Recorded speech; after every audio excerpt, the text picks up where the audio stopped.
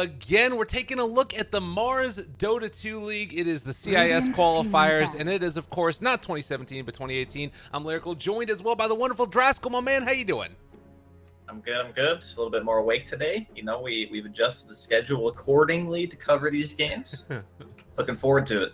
Yeah, it is going to be a little bit of a shorter day. Yesterday there was 3 best of 3s all told, and I felt like a freaking undead person at the end of it. Today it's just a best of 1 and then a best of 3.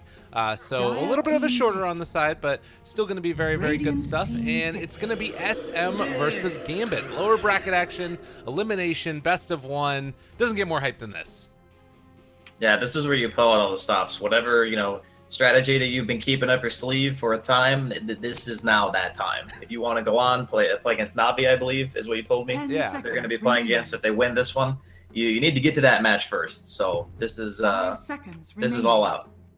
For sure. And actually, yeah, it's a good point that you bring that up because we got to talk about the macro sense of this before we get too deep into the draft. Again, it is SM versus Gambit, best of 1. Winner moves on to face Navi, and then the winner of that best of 3, which is going to happen immediately following this one, is going to face off against Team Spirit in the playoffs, I believe. Actually, no, it's a little bit of a different switch up.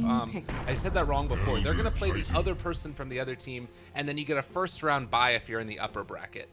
So it's a little bit weird the whole way that this is set up, but it's looking to be a good playoffs when it eventually comes around. But DP and then an ET response. I think these heroes, we saw a lot yesterday, especially the Death Prophet. I think SM themselves picked it twice when they were playing against Navi. And I think that both teams actually utilize Elder Titan. So it's not really a shock to see him picked here. He's just tremendous lane presence. He offers good team fight, really hard to roche against. He just kind of brings it all. His wave killer isn't even that bad, which of anything, I guess if I had a critique of SM's playstyle yesterday, it would be that they have a tendency to pick these heroes that just don't have the capability of pushing creeps. When they played against Navi and they picked the Mirana Sand King, when General was playing the Sand King, and I think it was Crystallized Mirana, they got split pushed to death. They just could not. They had no catch. They had no wave clear, nothing. So this time around, it seems like they've kind of shored up those problems by picking the ET and the Disruptor. Yeah, and it's a great catch. Absolutely. You end up overextending it all. You'll be able to pull that guy back into it. Just lay in a world of hurt to him. I will say that I've been seeing a lot of Death Prophet winning, I feel like. This hero just seems very, very strong. Even when, I guess there was that one game where they got completely smashed because they built only around the Death Prophet. I think that was SM that actually did that. Yeah, it was. But when it's part of a more balanced lineup, it feels very, very strong.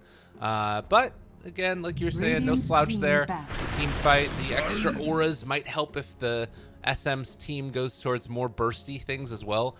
Maybe you can burst down that Death Prophet before she gets off of Yules or something like that.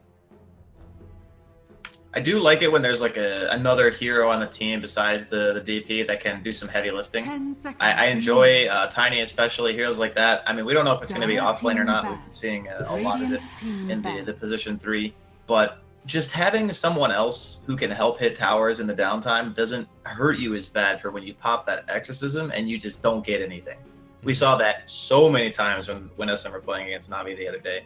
So I think that if you can absolutely do it to get another hero like Jug, for example, I think pairs great with DP because he's just kind of a very solid laner. He brings healing ward, which gives you the sustain that you need to push, and obviously his teamfight presence is okay. I really like to pair those heroes together because they complement each other very well. Okay, I can dig that. I like it.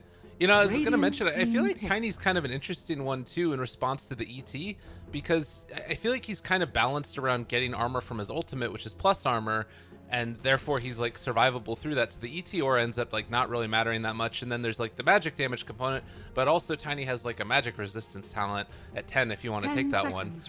So he's also got crazy status resist too. Yeah, it feels like it's a pretty good response to ET outside of just Tiny being a good hero.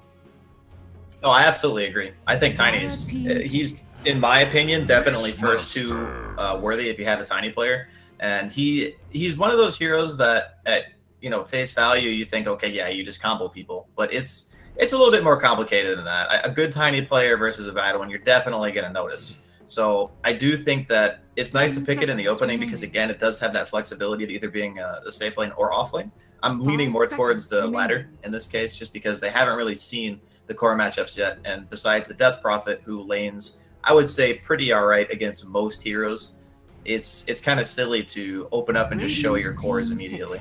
Oh, and I was going to say, this is such a good answer right here. Beastmaster taken, you know that they're going to be trying to lay into that Prophet and take her down. So you take the other Prophet, the Oracle, just for that save mentality. And I love Beastmaster as a hero, but I feel like Oracle's really good against him.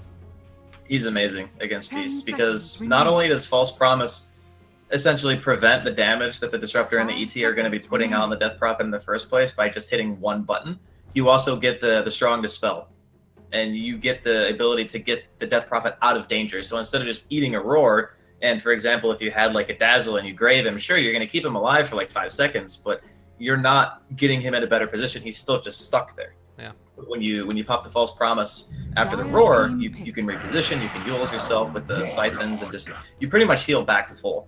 So not only is there just synergy between Spirit Siphon and Oracle himself, but you have the capability of countering the Beastmaster as well. So yeah, definitely a great pick. And SM just immediately respond with the Troll Warlord. So this team is packing some serious damage now. You got Inner Beast, you got the Troll ulti. They have a really good split of magical and physical damage. They have a good amount of lockdown and catch. Like, this looks like a completely different drafting style that we saw yesterday. And they need it, because it was looking pretty rough yesterday, not gonna lie. They did end up taking a game off of Na'Vi, if I'm not mistaken, but I think that one was also one of those where they exhibited a slightly more nuanced drafting style. Now for Gambit, they already have, well, again, we don't know if Tiny's off lane or safe lane, but I think I like it, as you were saying, the off lane a lot. I guess, is Troll Warlord at all to be worried about if you lane against him as a Tiny? It can be a bit annoying because you don't really start the game with any armor as Tiny offlane. So heroes that gravitate towards auto-attacking will be annoying, and Troll is very fast as well. So he's going to do a good amount of harassment. Then you have to worry about the Disruptor ET combo, which, you know, one good glimpse, and any offlaner knows that feeling. It's just suffering. You get glimpsed back and you go, okay, I'm definitely dead here. Yeah. So I think he'll probably struggle a bit, but it also depends if SM... any other supports have to rotate to another spot on the map. So say they're losing like their mid lane matchup and they decide that they want to move the ET, then, you know, maybe the Tiny gets a bit more out of his lane. Okay, I can dig it. Well, I'm looking at this lineup right now for Gambit, and the one problem that I sometimes see with Oracle is that you run into lack of team fight in the later stages of the game. They're kind of solved that with the Earth Spirit. Any other heroes that really stick out to you, either in the off lane or in the safe lane, if they want to switch up the Tiny's position? I don't think they'll move the Tiny to the safe lane. They needed some kind of actual answer for the Troll. I wouldn't hate something like a Weaver, just because I think that they have on Gambit, they have a good amount of wave clear with just the Tiny combos, the DP can push out waves. They need something that is really hard for them to catch, right? So if you're going to go for the full 5-man, you can also go back for something like the Juggernaut. We already talked about that. But Jug into Troll and Beast is kind of rough. So I'm leaning towards something that maybe offers a bit more mobility and can kind of pull SM apart across the map. So that way you don't have to worry about taking that full-fledged 5-man fight. Because it is one weakness that Gambit has right now. Even though they have a DP, a lot of their damage is magic. Right. And when BKBs start coming out, it's going to be really, really rough. Okay, so they are going to do the SF as their last pick. So where the heck is this DP going? I guess. We've seen it sometimes. It could be Shadow Fiend safe too. Okay. I'm actually thinking that it's more likely to be Shadow Fiend safe lane than DP. Because DP cares more about getting the levels. The Shadow Fiend... Like, the Shadow Fiend is still going to be able to farm, even if you shut him down in the early game or he doesn't have, like, a quick level 7. He's going to be able to flash farm a jungle no matter what. But the DP wants Exorcism to be able to get towers. So, you know, we'll see. It's obviously, they can do it either way. It's not 100% that they're going to do the Shadow Fiend safe lane. That's just, like, in my brain, that's what makes sense to me. Yeah, I gotcha. But SM now looking for their mid, and now they're also sitting there going, okay, which hero's going to what lane? Yeah, I guess that's the thing. You can sort of switch it up depending upon... Gambit could switch it up if there's a really good matchup mid, depending upon what comes out here from SM. God, what do they need? It's either a mid or a safe laner, because the Troll can also go mid or safe lane. Right. So now it's kind of like this dance of, okay, what hero can win both matchups? You know, I think that's kind of why they banned Viper, on the side of Gambit, because Viper would have matched up well against either the SF or the Death Prophet, and they're clearly looking to try to glean some sort of laning advantage by, like you were saying, just putting the hero in the optimal position. Well, 18 seconds left. SM after the Oracle pick, and now the Shadow Fiend struggling to try and figure out what the answer is that they're going to go for. And it's going to be a sniper. Choose your hero. That's another one that does well in both matchups, but man, that is greedy. That is so insanely greedy. You pick Troll Sniper together, like, obviously their late game is going to be unbelievably terrifying because they're going to have Inner Beast with 2 very heavy right-click type heroes. But now we're also looking at the situation where, you know, you got a 4-position Earth Spirit offlane Tiny. These heroes like to move around. Yeah. They like to move around a lot. And you got 2 cores on your team that don't really have a lot of methods of saving themselves. So I think that Gambit is definitely going to be pressured to make stuff happen just due to the nature of SM scaling. But if, like I said, if it goes past like 40 minutes, oh my God, Gambit are in trouble. We're back full circle. 6.83 is alive and well. The Troll Sniper patch. Is it going to happen? They should have just picked Support Jug to have all 3, you know? Just have all 3 of those heroes on your team. Why not? Yeah, that was back when Axe was good too. I loved those days. I loved playing Axe when he was actually like, I guess it was the call time that it took and all that other stuff. What a patch. 6.83 was the worst. I hated it. It was so bad. I remember the first time I played on it because that was when they changed Comeback Gold and like Bloodseeker and stuff. Oh, right. And I played a game and I played the new Bloodseeker and no one knew what he did, so we were obviously winning really hard. And then I died once and I gave the enemy team 5,000 gold. 5,000. That's not a lie. It was 5,000 gold. That was before it went to the real client though, right? That was on test client? Yeah, I was on test. Okay. That's pretty good that at least it wasn't on the real client. But they have been able to find now this Elder Titan and gonna try and give the kill to this SF if they can. Oh, he just ends up taking raises actually. And they find the kill. I think it's okay. He gets the first blood gold. So he gets to ferry out a couple of items. He's going to just get a bunch of regen for his lane. It's really nice to have this kind of little bit of a start because, you know, yeah, getting the Necromancer level 1 is cool and everything, but there's no way they get that kill without raises. It just doesn't happen. So I think in the spur of the moment, like making that call is definitely the right play. And now Troll is going to come and bully the Tiny away, which means that on the other side, Gambit need to pressure for the other rune, which they will do. And yeah, it does look like they're going to be sticking the SF there. So I guess a lot of different things go into it, but they feel like there's a better chance for him to have a good matchup against Sniper. Is that the thought? The Sniper Shadow Fiend matchup is actually heavily Sniper favored. Yeah. It's like probably one of the matchups that Shadow Fiend really can't do much in. So they're probably hoping that the Earth Spirit can influence the lane. Or, you know, one of the supports. It could be Van Score, it could be the ES. It doesn't really matter. It's just one of them is going to have to help the lane because eventually what will happen is he's going to start spamming Shrapnel. He'll outrange the Shadow Fiend raises, and that's the biggest issue because when Shadow Fiend lanes, he wants to be able to use his raise not only to CS but to harass simultaneously. Right. And against some other ranged heroes that works, but against Sniper it doesn't because after like 2 points in a take aim, at best you're going to be landing like 1 and it's going to almost always be the long range raise. That doesn't necessarily feel great. Yeah, they actually are letting him alone now as they're going to try and roll in there onto Sasha. They're not able to find it. And, well, a couple more punches. A tri-lane against an ET is always a scary prospect because he is going to get a ton of damage and now also be able to throw those axes out there. This is a scary dual lane.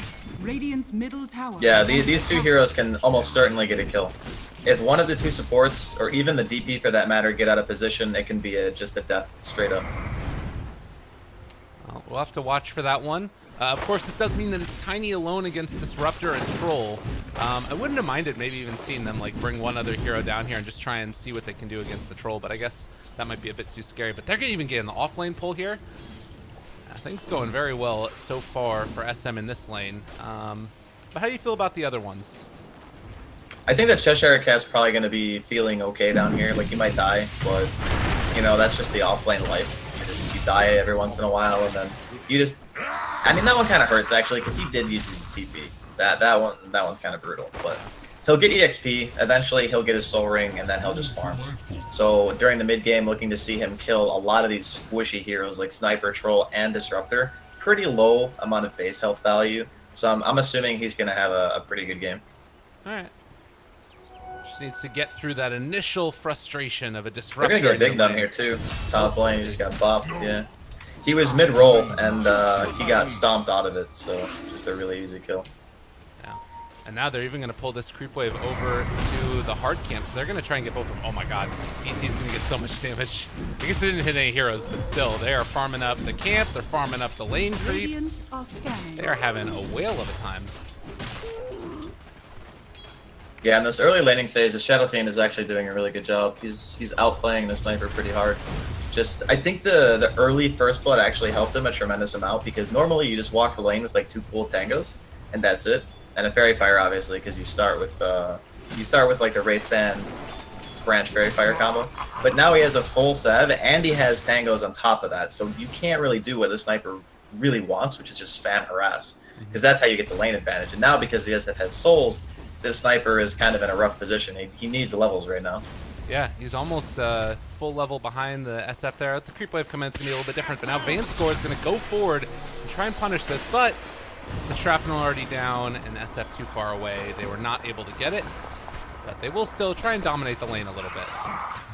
Yeah, see, that Shrapnel actually hurts him. I mean, he had to throw it, but because he was killing the wave, the SF realizes instead of pushing the wave into the tower to feed him farm, he's just going to control the lane. Like, he wants to keep it back towards him as much as he can, not only to prevent support rotations, because he is a Shadow Fiend and susceptible to dying, but because it also just keeps the Sniper from getting the levels in the farm that he wants. Yeah.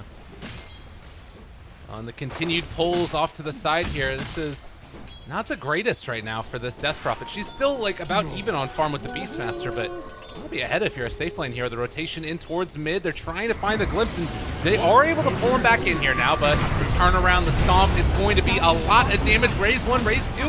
Not going to be able to bring him down as of yet. It's going to end up being a kill onto the ET, but nonetheless, it is Radiant that got what they came for, the SF kill. And, well, actually, if Sniper's not careful, he might end up going down. Has to Fairy Fire. Almost able to find this one. Vanscore almost dead. The Sniper gets away. It would have been really nice if you got the Sniper, because then it would have at least been a 2-for-1. The Shadow Fiend dying is kind of frustrating for him, but looking at the CS, I don't think he's going to care in the grand scheme of things. Like, you know, when you have a good early game on an SF, it feels really nice, because you get your souls maxed out, like, immediately. You get your clarities out and your Ring of Aquila, and you can just shove the wave and just start jungling, which is what he's doing now, because he's got that 3 points into race. Yeah. And top CS, they've been stacking for him a little bit off to the side here in the jungle, the medium as well as the hard camp. He is going to have a great old time for himself. As far as bottom is concerned, Cheshire Cat still just level 3 compared to the 5 of the Troll Warlord. He almost has 6 actually, which isn't feeling great for the Tiny. Yeah, he doesn't actually have a ward for himself. The way they place the wards is very greedy for the mid laner, because the one bottom and top pretty much both scout rotations, and they don't help Cheshire Cat at all. So they really are emphasizing giving the Shadow Fiend a good time. You know, they stack for him, he got the First Blood. All the warding besides the one that's top is pretty much to protect the SF. So this is definitely a sacrificial Tiny. Well, they're going to glyph their creeps, and it is still going to be just outside of range for most of them, which means Toxic is going to have to take a lot of this tower damage. And, well, the catapult's there as well. They're going to hit the stomp and almost able to do it. They end up losing Cheshire Cat in the bottom lane while this push is going on. Vanscore needs to be careful here. He doesn't step too far forward. But yeah, losing out Tiny in the bottom lane, and that X system not really granting them that much. They got a bit of damage on the tower. I mean, the first Exorcism pop doesn't necessarily have to guarantee that you get a tower out of it, because it's only 8 spirits. But, you know, they force some rotations, maybe give a little bit of a better time to the Tiny, and even a hasted SF down here trying to make something happen. Oh, he missed the field, he's dead. Yeah, it's unfortunate there for the Disruptor, although he's missing a couple of raises here. Just going to try and punch him down to death. Meanwhile, Troll going to run at this Tiny. It did force the rotation of the ET as well, so he's going to be out of the lane with the Beastmaster for a little while. But yeah, but Cheshire Cat's, he's upset right now. He's like, man, why are you bringing these heroes to my lane? I don't get a ward, I don't get anything, just give me a break, dude. He's got some little gloves of strength there, gauntlets, and trying to build towards a soul ring, but it's just not happening. It's a rough life. Once he gets that, though, you'd be surprised how fast this hero farms just with that one item. Because toss is a very short cooldown, actually. It's only like 11 seconds, and then with the Soul Ring, you kill the wave with like 2 or 3 autos with the tree and just one toss. So he actually flash farms very well. It's one of the big reasons why so many people are playing this hero in the off lane. Because even if you get kind of shut down, you will recover just by virtue of that Soul Ring farming. Well, and the big thing I'm seeing here, too, that's sort of feeling like an evolving trend in this game is that it's SF who completely dominated his lane. Right now, 63 last hits at 7.5 minutes. A lot of that is the jungle, but then compare that to the sniper who just hit level 6, and they're going to try and leverage this into a kill on the Troll Warlord as they roll him in. And, well, a stomp onto 3. That might be enough to actually get the Troll Warlord out in time. Is he really going to live right now? Wow. They should have thrown the ES. That was, I think that was a little bit of a misplay, because if you throw the Shadow Fiend in, you're really only going to get like 1, maybe 2 raises, and the Troll played it perfectly. He knew that if he backed up, he was going to eat a double, maybe even a triple raise, and the safest thing he could do was just hit his Whirling Axes and put the blind on them so that he couldn't take damage. That's why it's bad to throw the SF in that scenario, because you're basically throwing him into a situation where at best he's landing 1 skill. Right. Versus if you get the disable onto there, you're able to hit maybe 2 of those raises, and you also won't get blinded. Yeah. And now Cheshire Cat, they're trying to zone them out from the lane as it's starting to get some power, but everybody's showing up right now, and Shadow Fiend is in no man's land.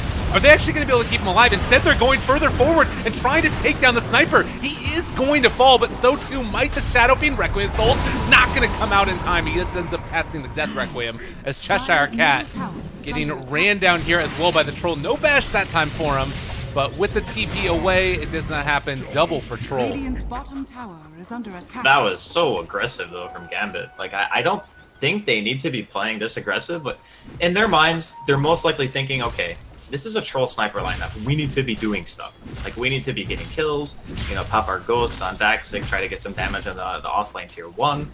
And, you know, that is technically true, but think about how badly they lost mid on Radiant, right? Like, that is a 33 CS sniper who has died multiple times. You don't need to rush it that hard. You know, you can finish a Yasha on the Shadow Fiend before you do something. You don't have to go that YOLO. Yeah. Build up that advantage. When you're ahead, get more ahead. The old axiom. Yeah, I would much prefer to see him doing what he's doing right now. You know, get to 1 item and then see if you want to try to make a move. Because your ES is freaking level 3. Like, right. Bignum, he needs a lane to farm. Just sit the Shadow Fiend in the jungle, give Vanscore and Bignum some EXP. And once they have their ultimates, you can do something. Because I promise you, this sniper is not going to suddenly just have like a Hurricane Pike and a Maelstrom. It's not going to happen. There's a finite number of farm on the map. Right.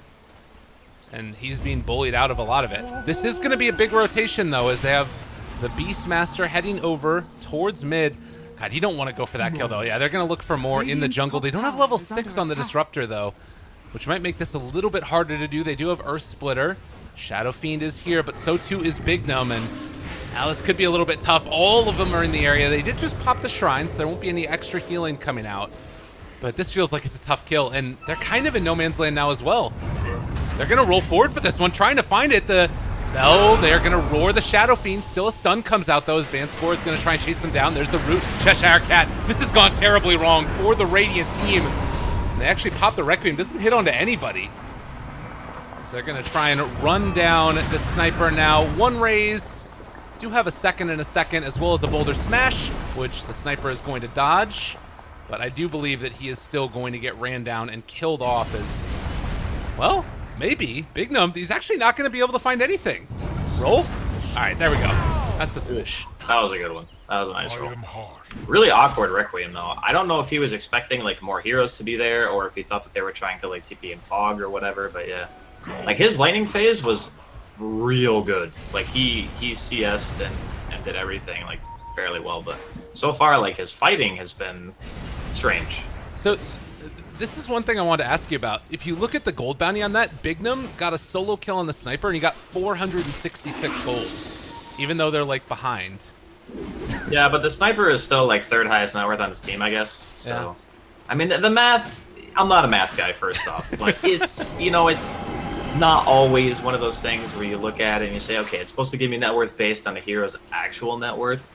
And it is pretty much giving him Actually, it's giving him way more. It's supposed to be like net worth divided by 13 or something, I think is the new formula. So I'm not sure how he got that much more. But, you know, we'll just say Dota 2. Yeah, Dota 2 things. It's pretty crazy, though. Like, the fact that your support just got that. He also is up to level 6 with the kill. I think giving a solo kill to somebody is really, really good if you can do it now. Oh, nice little play there as well. The Fortune's End to take off the Thunderstrike. Take that, Disruptor. Yeah, they got the smoke up on mid as well. They really want to use this Magnetize. And they got Ghosts, so if they find a favorable engagement, this tower is just going to die. Nobody's showing on the map, though, and it does feel like SM have an inkling that this is going on. FaZe Boots Tiny walking forward, running into Disruptor. Now, Disruptor does have Static Storm, but they see him perfectly right here, and they're going to try and go for the Avatos combo. They actually tossed the Sniper away, though, and now the Static Storm, it's down onto everybody, but they're not actually finding any of these kills. Magnetize onto 3, Cheshire Cat going to be roared now, and Requiem Soul's coming out. Good false promise. Vanscore somehow was able to survive through that entire initiation, and he gets off his ultimate, which turns the fight. And with that, Gambit looking to try and take this tower. All right, so I definitely misquoted what the actual formula was. What I quoted was the buyback formula. I forgot that's what the new buyback formula is. I was thinking, I was like, wait a minute, that can't be right. That was like way more money, and I don't think Valve are that bad at math. I am, but it's, yeah, that was still, you know, not too bad of an engagement for the Radiant considering. I mean, if you look at Gambit right now, they're like 1k ahead, which is, you know, nice and everything, but they should be ahead, you know? You're playing against Troll Sniper. If you're not ahead at this point in the game, you got real big problems. And the issue is, like, the safe lane tower is still alive, mid tower is still alive, top lane tower is still alive. And the later the game goes, you know, it's only 14 minutes, but I feel like one of those at least should be dead right now. Right. And they're trying to, you know, make that happen, just keeping constant pressure out on all these lanes. And if they're not careful, I mean, honestly, Troll could probably push down one of these tier 1s himself. And he's got a Battle Fury already done, which is starting to feel like they're going to be able to snowball with this hero if he can just get a few minutes alone to farm up his stuff. Yeah, if they let this Troll just continue doing what he's doing without taking something away from SM, they're definitely going to regret it later in the game. But he's chunking away at the tier 1. Looks like it's just going to be a trade. I wonder if they're actually going to try. No, they're not going to try to defend it on the side of Gambit. They're just going to let it go. They might swing around mid. There's a wave currently hitting the tower, and they have good vision of Radiant jungle. So this is like a relatively safe place for them to be. Really difficult for SM to get in here without being seen. Still 20 seconds before Exorcism is online for the Death Prophet. But they were stalking out the Sniper, who then backs up, and now they're rotating towards mid lane, where this tower is very low already. Dire's top tower And it looks like they're going to be able to most likely secure it, although there is a wraparound coming. They have Static Storm again, as well as Earth Splitter. But always need to be worried about the Oracle in the area, who's right there and ready to keep him alive. Tower going to drop. And now they realize the Sniper's here. Yeah, they know he's... Oh, man. I thought they were going to go for him. That would have been a little bit crazy, but I think if the Tiny had blinked, they definitely died that. Right. So, more macro sense, where do you use this next Exorcism at, do you think? They might just go for the bottom tier 2. Again, like, a lot of the time when you're playing these lineups and you know that you're really counting on your ults to do something, you want to play around your vision. So wherever the supports decide to drop the wards is probably where they're going to be focusing next. So it looks like either the tier 2 mid or the tier 1 or tier 2 in the bottom lane. These wards spot out movement between those points. They know this Troll has Battle Fury. It also scouts out the Ancients that he could potentially be farming, sets up for picks. But for now, it looks like they're just going to be content to they just kind of farm SM's jungle and just kind of wait for their opportunity. Oh, he gets it off! He actually gets off the false promise. I don't know if he's going to live through the other side of it, though, because he took a ton of damage from that one, but he might be able to find another kill in turn. It was a good try with the Static Storm onto the Oracle, but he was barely able to get out of range and get the false promise off. That Troll is so sad right now. He's like, I should have just killed that guy and walked away. I should not be dead right now. That was really clutch there from Vanscore. Managed to get like just in range. That's some win-lace value. That movement speed, that saved his life right there. You'll love to see it, absolutely. Yeah, this Oracle pick has definitely been feeling like a very nice piece of it. 2 times now, the false promise has just completely turned the tide of the battle, but the Blink Dagger reveal now, a good glimpse away is going to keep that sniper alive, but it does show this is going to be some very high-octane play from Gambit. That's a really awkward ulti, though, because, like, they get these picks, and they say, okay, yeah, we'll just push the tower, you know, we just kill 2 guys in this lane, and it'll be hard for them to defend. But the problem with that play is, I don't think he had vision enough to justify doing that. Now they're just going to end up probably losing Van score here. He hasn't tried for the TP. Yeah, he's just dead. There's a lot of damage. Still the run, that Windlace movement speed. He's healing up a lot from it, and they're going back in now. All right, that was a little bit of a weird silence after the Yules, but it happens. It's because Shatchlow's roar was on cooldown, or Shacklow, Shashlo. Yeah. I'm going to call him Sasquatch from now on. That's just easier. But, yeah, his roar was actually CD there. It does draw. I mean, it is a bit of an awkward ultimate, but I guess the silver lining, if you will, is that it means all 5 heroes go up top. They're going to try and turn it into a push here. This tower is definitely going to die. Like, no one on the side of Gambit really looks like they're even close. SSTP's on cooldown. Like, I guess they want to try to fight it, but it's a little bit too late. The roll forward. There's the toss. They didn't toss him back, though, and now they've got the catch onto Beastmaster. They're going to try and turn this, the Radiant team. They do have a Stomp available. Sniper over in the woods. The Static Storm is down onto 2. They're actually isolating the Shadow Beam, but they get the False Promise off and keeping him alive for the moment. They have that Fate's Edict as well. The heals are going to start to come, but over to the side. Look at Mr. Sniper. He's been able to do whatever the hell he wants. Our Spirit does get a nice ulti onto several, but now they blink forward, find the Sniper, trying to TP. It's not going to happen. And still, the Shadow Fiend survives.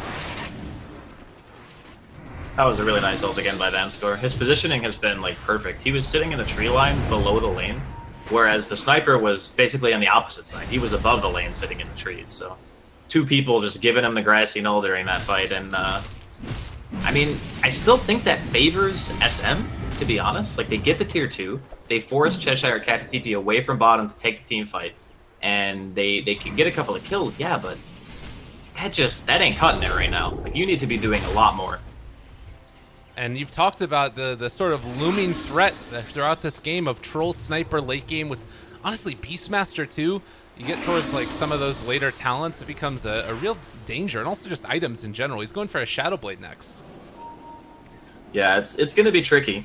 They still have some time, and they do have good vision. So it's just a matter of, can they utilize it? Can they do something like get a smoke play, maybe try to get a Roshan? That would be ideal. Problem is, it's really hard for them to Roche with their heroes right now because they basically need to commit Exorcism, and SM doesn't have to do that at all. They can just walk the troll in the pit with the Beastmaster standing outside with his medallion, and that Roche is dead. So not really a huge commitment from them to take it, and all it takes is Gambit to make one kind of bad team fight or one mistake and not be in position. Oh, it is going to be an Arcane Rune for the DP. So she is debating about going for some type of a play now, and well, they could just pop Exorcism with this little bit of duration left on it. Yeah, it looks like they're heading down bottom to try and do just that. Yeah, he really wants to use an Arcane Rune. Normally, you don't pop the ulti for this, but and has an inkling that there is going to be a sneaky ET down there, and indeed that does happen. So both supports picked off, and now a tower fully committed for. Should be theirs. Yeah, this troll really wants to try to push up, but he's pretty scared. I think the Hawk's going the other way. Okay, he's bringing the Hawk in and using the board to scout for TPs to the shrine. That's nice. So he'll be able to protect the troll from this potential wraparound that Gambit could do on him. But pushing the high ground, again, it's still going to be a struggle. Like, this sniper just rushes the Force Staff.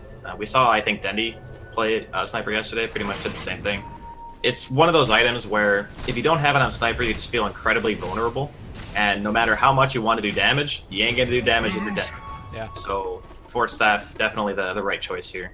And he also manages to finish up his Maelstrom. So Gambit, again, they are still on the clock. They've done a pretty good amount in the last couple of minutes. They secure the tier 2. They get even more vision. They dropped another ward behind where the tier 2 was in the bottom lane. And they also have one similarly in mid. So this looks to me like they're trying to go for more of a contain, potentially set up for Roche. It might be difficult if they haven't gotten picks first, just because they are against an ET and a sniper and a Beastmaster, all vision heroes basically, and it can be quite annoying to try to secure it. Right. But for now, it's It's looking okay. Not like 100% secured here for Gambit. And there are like cool things that Gambit can do later in terms of breaking high ground, like the blink on DP and she's going for a BKB next. You just like jump into the base and sort of dare them to come at you. It's obviously terrifying against a Troll Warlord because if he gets the jump and it could be a problem. But they also have like he hasn't gotten his BKB yet, so I'm curious to see how they try and think about breaking this high ground. And then of course Aegis is a big thing. Oracle having the range that he needs. Looks like he's going to be going for a Glimmer Cape next, and trying to get, I guess, towards that level 15 talent as well, the cast range, because that's going to be important too with all the blinks on his team. Yeah, cast range talents are definitely the dream. That's I think in situations like this when you're playing the Oracle, it's really all you need to do is protect the Shadow Fiend of the DP, and you just like make a commitment one way or the other, and you say, all right, I'm either going to save this hero or this guy. I think if the ghosts are out, it might be better to just go for the Death Prophet save instead. Like if you had to choose between them. But I do like the fact that Gambit has the secondary hero that can hit towers. In this case, the Shadow Fiend, obviously. Right. And he's going for a build that he understands the game. You know, if I saw this Shadow Fiend making like Yule's blink, I would be like, okay, this game is on the razor's edge. You know, if he messes up, the game is just done. Right. He realizes that they need another method of being able to hit the high ground besides ghosts. So totally agree with his itemization in this game. As far as what SM are doing currently, they're just trying to get their farm. They're doing whatever they can to establish vision with his Beastmaster Hawks and just hit them creeps. I like it. It's the way to do it. Get yourself farmed, win the game. It is going to be a rotation down bottom here, and Sniper is going to back out. Still very, very hurting for those levels right now. He's not that far behind the SF, but every one you feel, I think.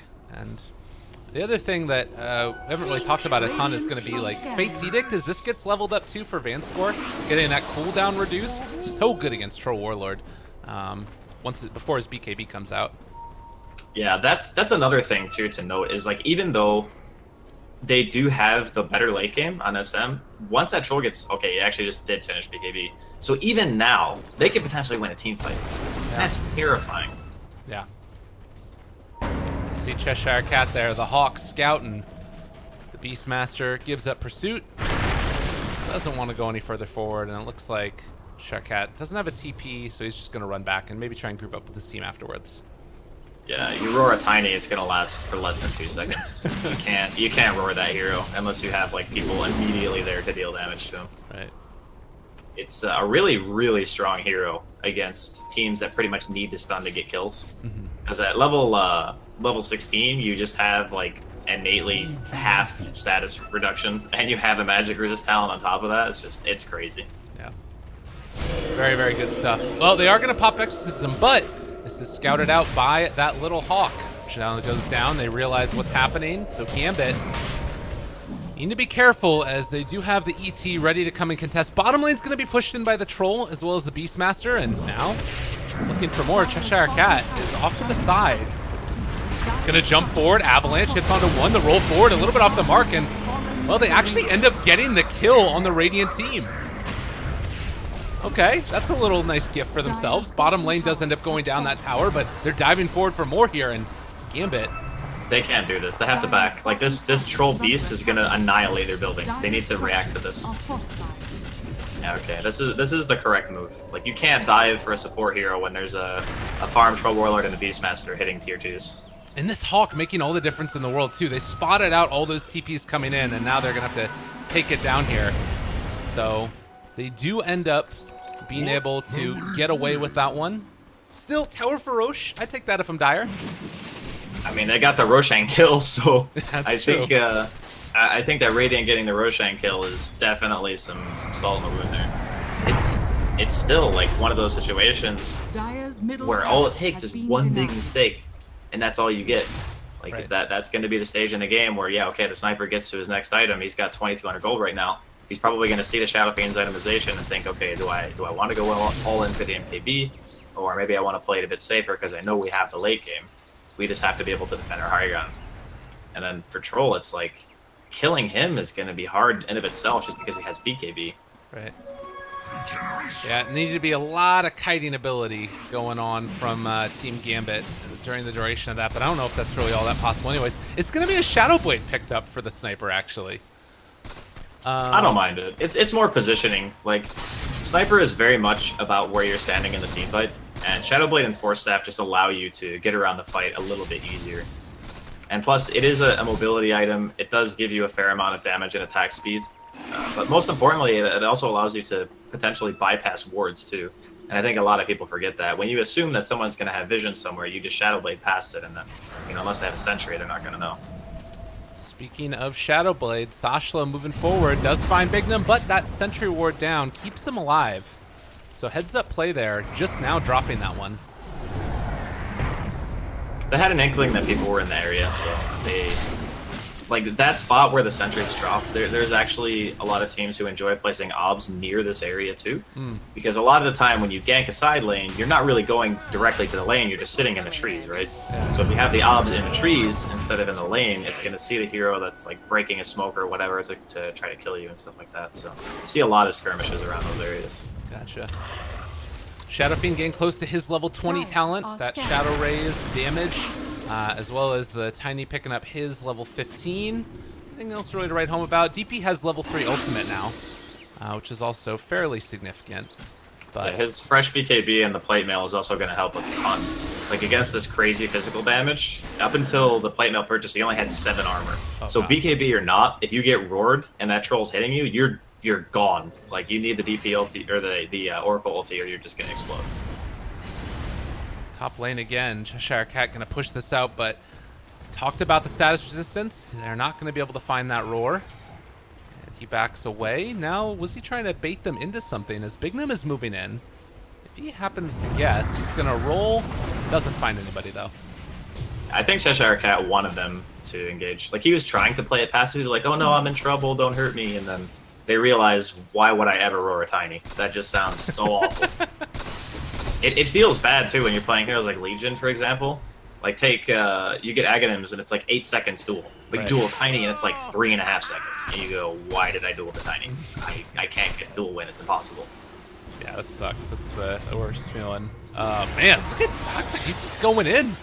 They're going to find the silence there onto ET and trying to kill him off with the raise. They end up missing one of those. Still taking a lot of damage here, but diving all the way back. He does manage to escape, but while this is all going on, they need to deal with this pressure that's coming from Sniper as well as this Beastmaster. Shadow Fiend going to TP into this now, maybe a little bit all alone, and they end up finding the glimpse back away as well. Vanscore is now in no man's land. They force out the BKB from 1. It is going to be Oracle dying, though, and now they're getting ready to see high ground, and Shadow Fiend is not here. They can't do this, though. There's no BKB in control. All right, there's the Static Storm, able to force staff away from it, so another ultimate used as SF going to be controlled. And that might give them the space to escape. The stomps have been on point this game from the other Titan. Like, he's been there for the cores multiple times. It was kind of a bummer that the troll had to pop his 10-second BKB just to run away, but they did end up securing the tier 2 in the bottom lane, and the tier 2 mid's pretty low too. It's like 3rd health. So the next time that, Gambit walk across the map haphazardly and just don't push out the lanes, you're going to start taking some more substantial structure damage. That's a bad one. You don't want that. Because all it takes is one lane opened up, and the game gets real hard. Yeah, those shrines provide so much mobility and ability to reinforce across the map. So it's going to be another 2.5 minutes till we know if Roche can respawn. But again, this pace of the game, it's starting to feel like we're getting a turn now, more towards the favor of SM. Yeah, it's getting to that 30-minute mark. Haven't really seen a high ground attempt from the side of Gambit yet. And again, it's not to say that the game's completely over or anything, but it does get significantly harder for their lineup to function against a very farm troll and a very farm sniper, as you would expect, because these are two of like the most dangerous late game heroes. And not only that, but where's the BKB lockdown? Like, who's gonna stop the troll from hitting you when he's BKB'd? And the sniper, who can even really get to him besides the ES and the Tiny? Right. What's your mode of initiation? If there was one good thing about Yule's SF this game, it's that he typically buys Blink. So that's the way to close the gap. But since he's going for the standard, right-click, kill everyone SF, which I still think is fine, he just doesn't have the capability of closing that gap. Well, it is going to be Troll Warlord also going for that MKB. You're talking about a very farmed hero. It's going to be a problem. They do end up roaring the Tiny there, but this one might end up bearing fruit as Force Staffing trying to get away, but it does look like he's just going to be plinked down as they slowly find the kill. He can't even hit him with the Avalanche, but over in the jungle, they actually find the ET. Not a great trade as far as kill for kill. And now it looks like the rest of SM are going to try and escape. The wording from Gambit has been fairly on point. It's just their mobility is hurting them so much. Like they see a hero, right, and one core TPs to a lane, and they run 2 or 3 heroes at it because that's how many they need to kill him. And then another core TPs to another lane, and they're just playing whack-a-mole right now. It's getting to a point where the troll has great mobility because he's very fast due to Berserker's Rage, and then he's got a Yasha and a Blink Dagger, so he gets around the map real quick. And they're not finding the openings to, pressure these towers. The tier 2, mid, and top are still alive. Yeah. Bignum sees a lot of these creeps around the area, realizing the Beastmaster might be there, and as you said, the heavy pressure from this Troll Warrior, they just can't catch up to him. And the lane is going to be pushed in. It's going to take some damage here. Catapults beating away at the towers, and every little bit counts. Yeah, if Grant were here, that's unhealable damage, by the way, on the tier 3s. Cannot be recovered. That is damage dealt. Or as we like to say in the business, the BLD, which is the building damage stat. Ooh. But yeah, that's one that I think is kind of underrated, is how much siege damage you actually do in a game. Because a lot of people just spend time running around like panicking, do I hit the tower, do I not hit the tower, what do I do? Right. Just gotta pad the BLD, man. That's what's up. Quick tips there from Mr. Andy. Oh, Sashlo? Does he have any idea that he's over here? I don't think so. They're going to be able to find that creep kill, and now he is again set up. If they wanted to try and set something here, it's too dangerous. Van scores in the area. Almost has that level 15 cast range talent. Based on the pace of the game, he might even think about just going GPM. I don't know. Is there like a later timing? He got the GPM. He realizes like how hard this game is. I think that is the correct choice. Like, it is great to have that cast range and just be like, okay, if you want to blink in, I'll still be able to cast my false promise. But realistically, are they going to get a fight? Like, the way that SM are playing this, they're not looking for an engagement. They want to avoid that at all costs. If they're going to fight, they want to fight on their own terms, where they either have established vision themselves or if they're getting pushed. And right now, they are not getting pushed, so they don't feel a threat. Next fight, likely, if there's going to be one, it's going to be either a skirmish around like a side lane, or it's going to be a rush. Yeah. And that is the battle for the vision right now. You can see Dire, after that move in, do place down some pretty good observer wards, a couple of sentries nearby where the pit is as well. Radiant kind of lacking that, but they're going to go for a smoke play themselves and see if they can find somebody right now. They know that Roche should be up soon. 20 seconds until he's actually back alive, and well, if they can find a pick now, it'd be big. Doesn't look like it's going to happen though. Yeah, this is a pretty classic move, the smoke before Roche. It's something that a lot of even the tier 1 teams still do this. Especially when they know that they have the advantage in regards to teamfight potential. Here with the Troll having the freshly purchased BKB, or MKB, and a 9-second BKB, I think it is pretty safe to say that they got a good chance of winning this one, depending on the initiation. And they're going to walk in now. They do have Exorcism, but it's so scary to try and go into that pit. They also have an MKB done on the sniper as well. So double MKB right now. A ton of damage. Yeah, that's scary. This game is going on for too long. Like, Gambit needs to make a play. This Shadow Fiend is going to get absolutely shredded by double MKBs. And the time that he's going to get false promised if he's the one who's focused, and he will die almost 100% of the time during the fights. I mean, he's just going to have a Satanic that's up, which is something, but at the same time, there's like so much damage that's going out. I gotta say, even with the double healing from False Promise, I think he still dies. Like, the Troll's going to be on him, right? So he's going to get bashed. And if he gets bashed and he can't hit, he's not going to heal, so I don't know, it's a rough one. We'll see what happens, though. They do look like they're going to be able to get their hands on the Aegis, though, and the cheese. It's big. Maybe that'll be enough to keep them alive there. But Beastmaster pushing out the top lane. And again, I guess you could say they Radiant wanted to fight that, though, right? To a certain degree, I would say yes, because they went for the smoke. So their thinking is most likely, okay, we're going to smoke. If we get a pick, we'll do Roche. If we don't get a pick, we're going to play it safe because we know our high ground defense is crazy good. Like, you're pushing into a sniper Elder Titan, well, that's a bad one. That's a real hard one to high ground. So they're probably just going, okay, yeah, if we don't get picked ourselves, and they're just running around the map with an Aegis, which is basically what Gambit did last time. They couldn't use the first Aegis at all to do anything. And they're back to playing whack-a-mole now, and they might, okay, nice blink. I was going to say, they might lose Daxic here, but... Good scan. They're still thinking about it as... Oh, they spot out the Oracle, though. Vanscore left alone, and nobody to save him. He goes down. Now the blink, pull back with the glimpse.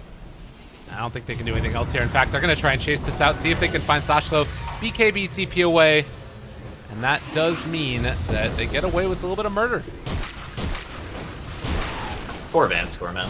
What a rough game. He just wants his team to fight. He's like, please, can we fight someone? I'm just literally standing behind my core players the entire game. That's all I do.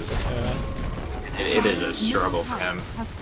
Definitely feel his pain. I've played support in those types of games where your team knows that it's really hard to get what you want out of the fight, so you're kind of just farming. Yeah. And you're the support who just got his GPM talent like 5 minutes ago, and just you'd rather be doing something else. Absolutely.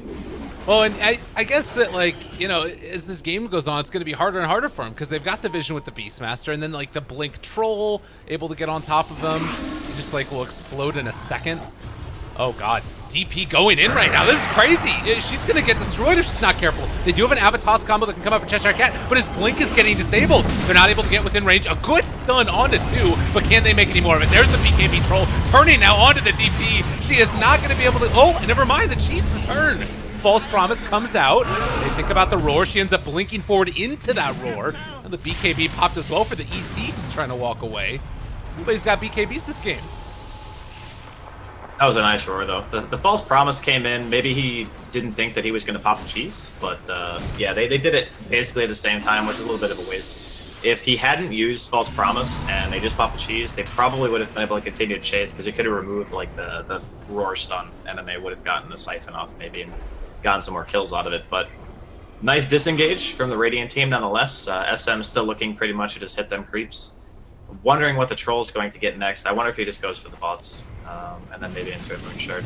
Because his items, he can change out, like the Battle Fury, for example, if he doesn't want to have as much wave clear and he wants better late game. Like Satanic is always going to be a good choice for him. And I guess for the Sniper, he still has quite a bit of room to grow because he can finish the Silver Edge, he's still got Mjolnir, and right now he wants that Scotty, which is going to be amazing in this game. Because that hero is going to pop a BKB, and he's going to just give him the question mark and just hit him from like 1200 range with a Scotty, and that SF's going to be real sad about it. Yeah. I will say the talent here is pretty cool as well, going for the +3 damage per soul. When I first saw this, I thought it was like just 3 damage per soul. And then I started to look at the actual numbers behind it. It's a ridiculous amount of damage that he gets. Oh yeah. It's great. I mean, the best part about it is that I think Shadow Fiend's one of the few heroes in Dota right now that has true flexibility with his build. Yeah. Like, you can go for the caster SF, and it is good. Like, you have to know when to do it, but when it's good, it's good. And the other games like this, where you need a hero that can hit towers, this build is also good. I think he's probably one of the best examples of, like, a balanced talent tree. Right. That's pretty cool. That's on a hero everybody loves or loves to hate, the Shadow Fiend. One of the worst ones, in my opinion, is OD. Okay. Every single game, you take the same ones. Every game, no matter what, same ones. It's kind of how I feel about Timbersaw, too, nowadays. Like, he has that +5 reactive armor stacks or +100 damage. It's like, when are you going to take 100 damage on Timber? I don't know. I think sometimes it's okay. Like, because if say, for instance, you're sitting in a side lane, right? Okay. And you basically know that in the fight you're going to get bursted really hard anyway, so most likely you're not going to get the 5 reactive armor stacks, because you're stacking it basically from, what, 20 to 25 or something like that? Yeah. So how many times in a team fight are you realistically getting hit 25 times? No, you build it up beforehand, before the fight. Nah. I'm hitting towers, dude. Look at this guy. Oh, sniper. What? They miss everything. How does that happen? He's still running. Sniper, the great escape. They get the stomp as well. The static storm. Oh, it's not good enough, but they are going to be able to find the roar afterwards. Manscore wasn't able to get it off. He false promises himself. Sniper, gleeful with joy. He sits on the high ground and just breaks their dreams. That Shadow Fiend was butter. He just... I've never seen a Shadow Fiend with that many items die that fast. Oh. And they had vision for so long on that sniper. This ward right was scouting it all. That hurts. That hurts so bad. I think we can safely say that the cores are online on the side of the SM. Yeah. Scotty, you're talking about it. And it just happened so quickly. They popped that troll at the end. Swiss cheese. Dude, that was insane. Like, I knew he was going to die fast. I, like, blinked and he was dead. No blinking allowed in this game. And I guess the plus side you could say is they still have Exorcism. That they are so afraid of anything. Roar is still on Shadow Fiend, he doesn't have buyback. Like, he committed. Like, he bought his Daedalus and a Satanic. He doesn't have money to buy out right now. Cheshire Cat trying to make something happen. All the BKBs in the world are coming out. They managed to even find the stomp there on Cheshire Cat. Bignum trying to do something, but there's nothing he can do. They are still taking a lot of damage from this DP ulti, but she might still end up going down regardless. This false promise has a lot of healing coming in still. She manages to back away, but they hold-ish. It's still going to be this melee barracks almost going down. That was a buyback on the Tiny. They pop everything for that one, and they don't even get a kill. That is... that's a bad one. This is kind of the stage in the game where you're just going to yourself, man, we should have just went all in for something. Like, we should have just went for something, because we basically ran around the map, killed a bunch of creeps against a team that was going to scale way better than us, pretty much no matter how we played. And there's like no hexes, there's no like guaranteed way to initiate. Even when they found an opportunity, they couldn't really make use of it. So when the sniper just casually walks away from your 5-man smoke, and it's, 42 minutes now, I gave him about 45 to say, this is the stage in the game where your team will just legit lose because you're against Troll Sniper. Yeah. It's kind of that time. All right, we might be back. 6.83 is alive and well again. We talked about it, but I mean, I guess that's the other thing is like this is a lineup that didn't end up finding everything that they wanted, and it does feel in some ways like if they can win one fight, like BKB charges on all these heroes are starting to get lower. Maybe there's a chance to like go all in, but it feels like it's so predicated upon mistakes. Yeah, absolutely. I mean, Dota is an anything can happen type of game.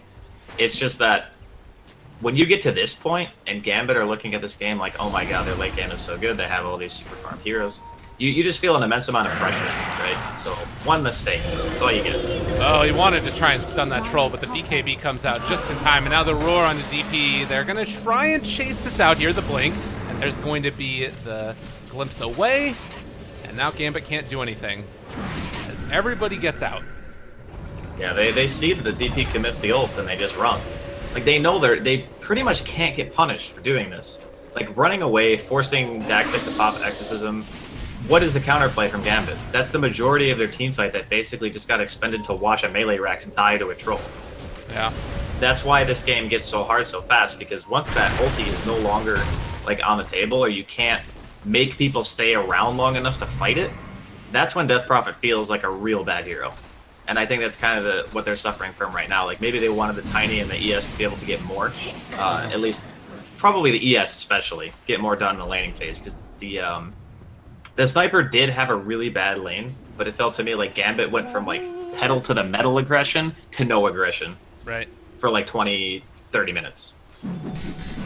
Well, and now they're continuing to get the items that are going to make this troll so hard to deal with. He's got the Nullifier. As Whirling Axe's cooldown too to send spam that ability out, but really, that's the other thing. You don't even necessarily need to commit for an all-in. You got freaking Sniper. Hit the buildings from the low ground. Look at his range. This guy's crazy.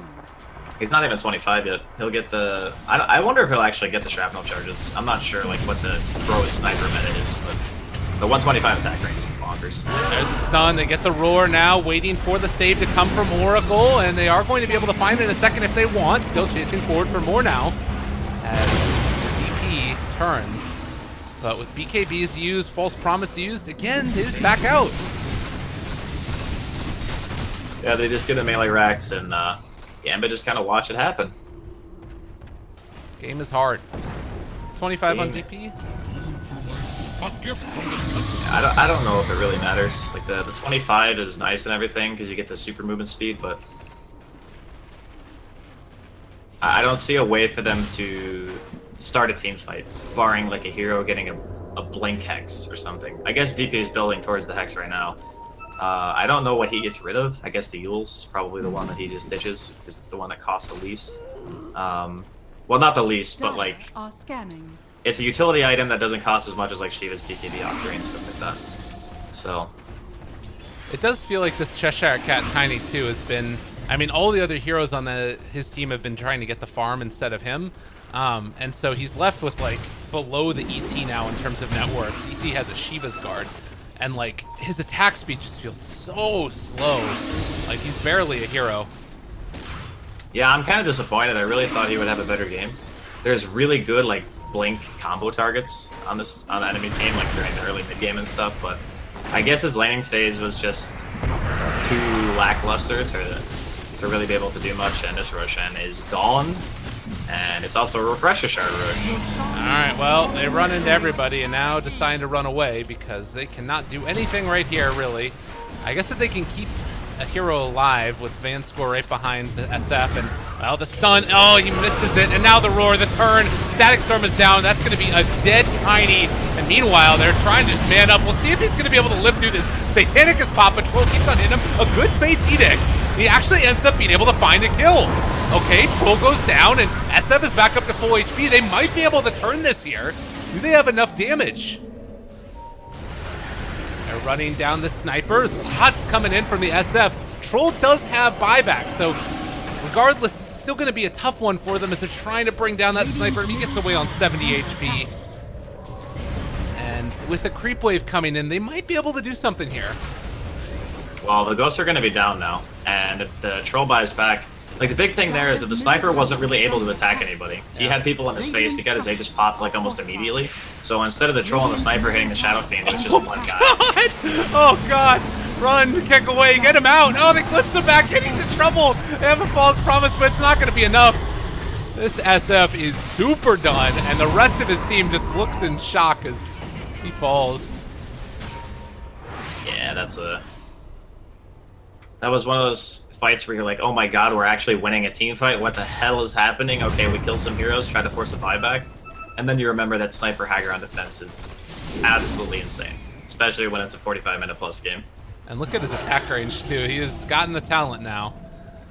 And he can hit from forever away. Yeah. I think it's 12-15 attack range total, something like that. God. It's disgusting.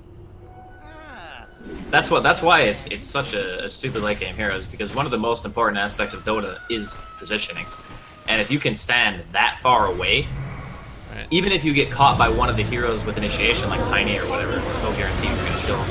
Well, never give up, never surrender. One final last hurrah. Static Storm is down as well. They're trying to bring down the sniper, and BKB popped as well for the SF. Again, a best of one to determine who faces off against Navi. They do take down the sniper. Can they find any more? Can they find any meaningful kills? ET running away, gonna go for the stomp. Nice play there, and that might ensure his retreat. As on the other side, it is going to be a Disruptor just running away from him. They do kill off the ET, but Disruptor looks like he might be able to escape. Oh no! My god, if he lives. Okay. Disruptor buys back now. That was a real awkward moment there for a second on that Earth Spirit. Yeah, they're doing a good job of defending on the pushes. Like, this is the first time I've seen them start to, like, play aggressive. And it could also be the fact that, you know, SM feels like this is their time in the game where they should be stronger anyway, so they're also playing more aggressive, and they're just seeing more clashes because of it. But Yeah, the sniper will have buyout. Elder Titan does not.